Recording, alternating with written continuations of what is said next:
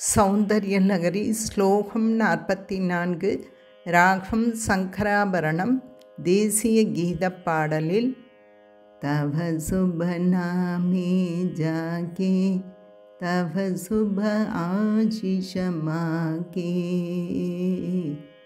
नोदु चेमं तनोदु चेमं नस्तव वदन सौन्दर्यलहरी नस्तव वदन सौन्दर्यलहरी परिवाहस्रोतः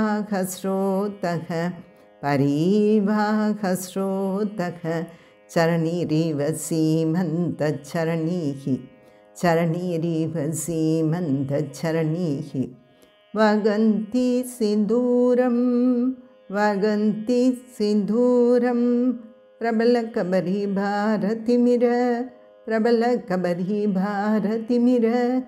दृशां वृन्दैबन्दी कृतमिव नवीनार्ककिरणं तनोदु चेमं नस्तव वदन सौन्दर्यलहरी तनोदु चेमं नस्तव वदन सौन्दर्यलहरी परिवाहस्रोतः चरणिरिव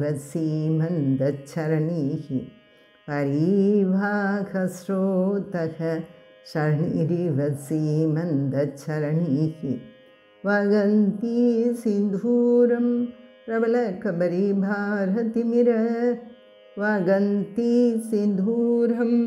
प्रबलकबरी भारतिमिर द्विषां वृन्दैबन्दी कृतमिव नवीनार्ककिरणं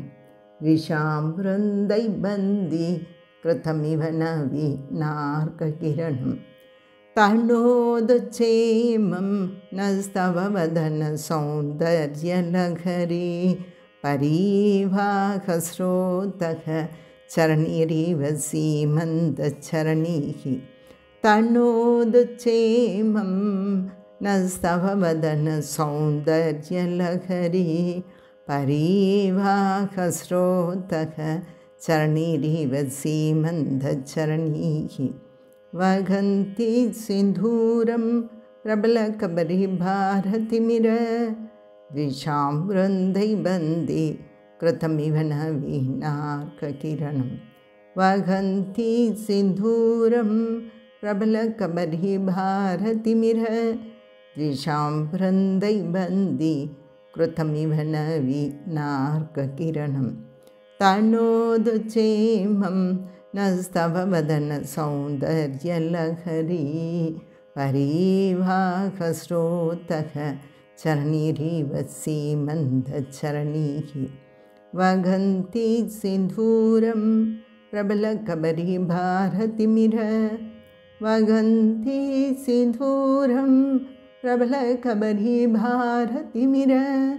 द्विषां वृन्दैबन्दी कृतमिव नवीनार्ककिरणं तनोदु चेमं नस्तव वदन सौन्दर्यलहरी परिवाहस्रोतः चरणिरिव सीमन्तचरणिः वगन्ति सिन्दूरं प्रबलकबरी भारतिमिर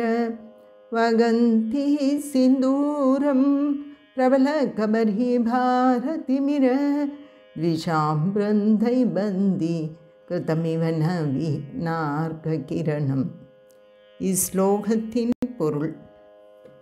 பராசக்தியே, உன் திருமுகத்தின் அழகு வெள்ளம் பெருகி பொழிவது வழிந்தோடும் வாய்க்காலை போல் உள்ளது. அது உன் கரிய கற்றை கூந்தம் என்னும் பலம் மிக்க பகைவர்களால் இருட்டறையில் அடைத்து வைக்கப்பட்ட இளஞ்சூரியனின் கிரகண ஒளியைப் போன்று தெரிகிறது. குங்குமம் அப்பியதுமான அந்த வகிடு எங்களுக்கு க்ஷேமத்தை அளிக்கட்டும். ஓம் ஸ்ரீ மாத்ரே நமக.